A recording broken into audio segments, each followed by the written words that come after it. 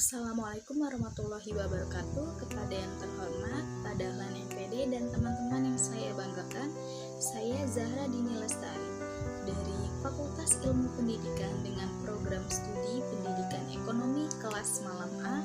Di sini saya ingin mempresentasikan tentang asas-asas pendidikan untuk penilaian ujian tengah semester, mata kuliah dasar-dasar pendidikan. Dosen pengampu Pak Dahlan MPD. Materi yang akan dibahas adalah yang pertama, asas semesta menyeluruh dan terpadu. Yang kedua, asas belajar sepanjang hayat. Yang ketiga, asas tanggung jawab bersama.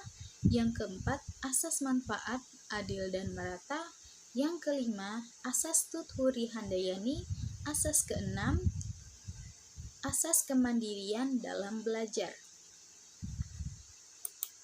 Yang pertama ada asas semesta menyeluruh dan terpadu. Semesta maksudnya adalah pendidikan diselenggarakan secara terbuka bagi seluruh rakyat Indonesia. Menyeluruh maksudnya pendidik harus mencangkup semua jenis dan jenjang pendidikan. Terpadu artinya pendidik tidak dapat dipisahkan dari keseluruhan pembangunan bangsa.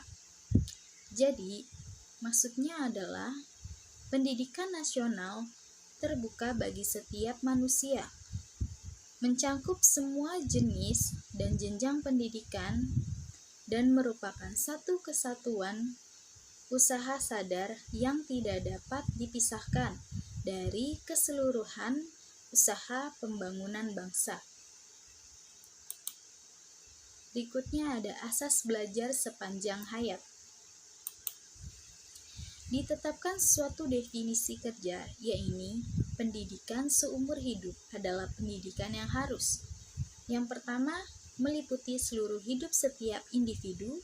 Yang kedua, mengarah kepada pembentukan, pembaruan, peningkatan, dan penyempurnaan secara sistematis pengetahuan, keterampilan, dan sikap yang dapat meningkatkan kondisi hidupnya. Yang ketiga, tujuan akhirnya adalah mengembangkan penyadaran diri atau self-fulfillment setiap individu. Yang keempat, meningkatkan kemampuan dan motivasi untuk belajar sendiri. Yang kelima, mengakui kontribusi dan semua pengaruh pendidikan yang mungkin terjadi, termasuk yang formal, non-formal, dan informal. Istilah pendidikan seumur hidup erat kaitannya dan kadang-kadang digunakan saling bergantian dengan makna yang sama dengan istilah belajar sepanjang hayat. Selanjutnya, asas tanggung jawab bersama. Asas tanggung jawab bersama ini mengandung arti bahwa pendidikan dilaksanakan merupakan tanggung jawab bersama baik itu pemerintah, masyarakat, dan unit terkecil keluarga. Asas manfaat adil dan merata.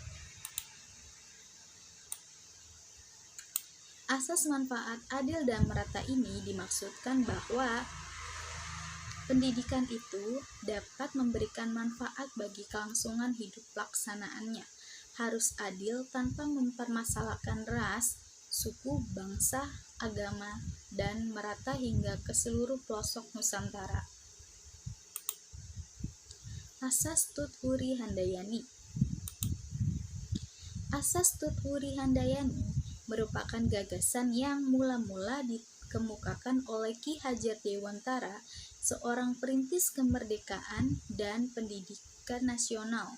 Tuthuri Handayani mengandung arti pendidik dengan kewibawaan yang dimiliki, mengikuti dari belakang dan memberikan pengaruh, tidak menarik-narik dari depan, membiarkan anak mencari jalan sendiri, dan bila anak melakukan kesalahan, baru pendidik membantunya. Hamzah 1991 halaman 90.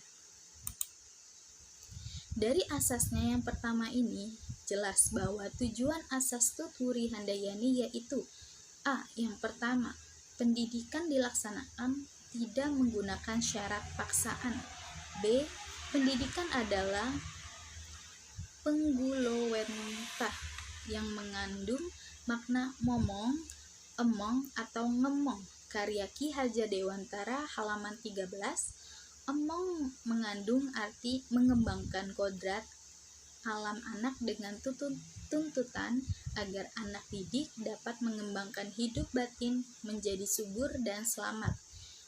Momong mempunyai arti mengamati anak agar dapat tumbuh menurut kodratnya.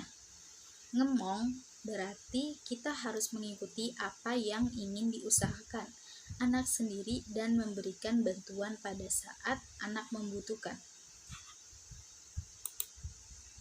Yang C. Pendidikan menciptakan tertib dan damai atau order and pride. Yang D. Pendidikan tidak mujo atau memanjakan anak. E. Pendidikan menciptakan iklim tidak terperintah, memerintah diri sendiri dan berdiri di atas kaki sendiri atau mandiri dalam diri anak didik. Selanjutnya ada asas kemandirian. Dalam kegiatan belajar mengajar, sedapat mungkin dikembangkan kemandirian dalam belajar, itu dengan menghindari campur tangan pendidik, namun selalu siap untuk membantu apabila diperlukan.